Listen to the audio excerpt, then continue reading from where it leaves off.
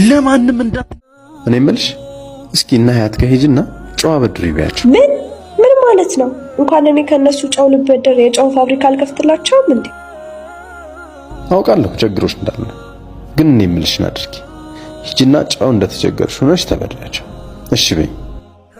ከዚህ በፊትም ሳልፈልግ አስደርገኸኛል። ቆይ ለምንድን ነው ከነዚህ ምስኪን ሰዎች ደጋግሜ እንድበደር የምትፈልግ? በእርግጥ ልክ ነሽ።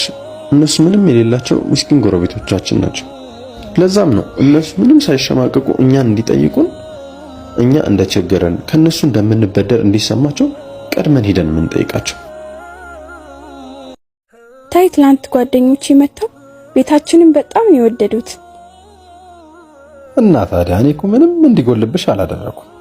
በቤት ረፍዶብኛል። ልውጣም በቃ። እኔ የሚያስፈልግሽ ነገር አለ እንዴ? ኧረ ምንም የለም።